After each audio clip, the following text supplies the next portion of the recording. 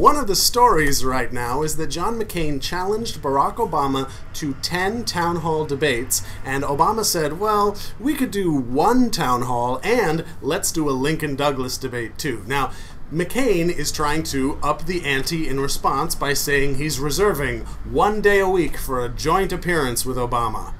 Oh boy, John McCain, I'm sorry, but you're going to be sitting at home with no date to the prom. Why is all of this going on? The first thing to know is that it's being done partly for us because we're watching. If they were acting in good faith, they would figure it out in private and just tell us what they're going to do. But McCain made his challenge in public, most likely so that he could complain when Barack said no. And he knew Barack would say no to at least part of it, and here's why.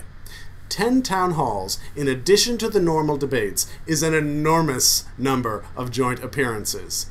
That's a very packed schedule, and it's exactly what you want if you're the weaker candidate on the ground. You tie up the strong guy's schedule, and you get seen with him, because McCain knows he's not going to win if he draws 5,000 people, while Obama draws 50,000. So first he wants this joint trip to Iraq, together and outside of the country. And now a ton of appearances where the message is, see us? We're equally capable. You can choose either one of us. It's all up to you. And these debates would involve also a lot of preparation time, so even less events for Obama to do on his own. And the last ingredient, McCain wants town halls because they're the most conversational format and the least speechy.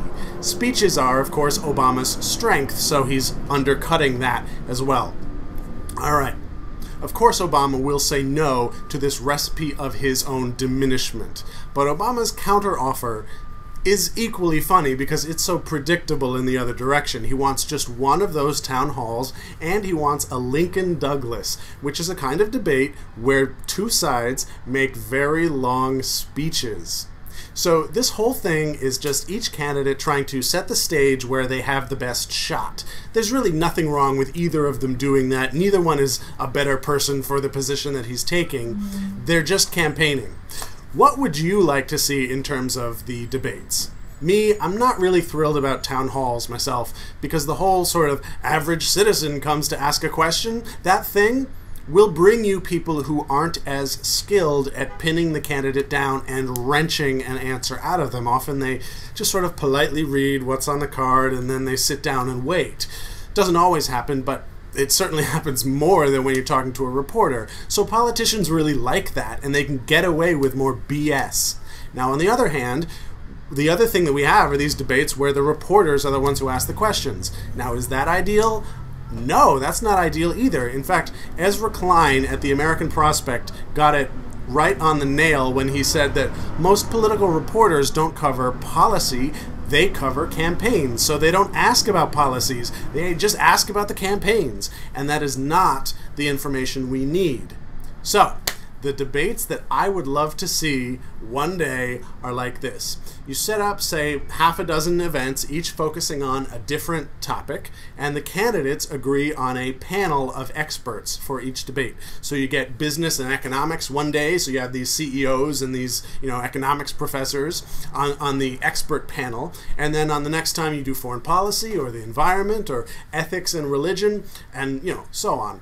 The panel writes the questions in advance together, and then during the debate they are allowed to pursue a candidate if he doesn't give a straight answer. Then at the end, and this is, I admit, unintentionally similar to American Idol, each expert tells each candidate what they think of their level of knowledge and their judgment on this topic. The experts might disagree with each other, or they might have a consensus that one person is clearly more familiar with the issue. Then the candidates make a closing statement. That is a good debate. It fuses drama and quality information. People would watch, and we would learn. And then you can text your vote into Ryan Seacrest. All right, let me know what kind of debates you would like to see, and if you like my idea. Bye. I hate the way that looked. Bye.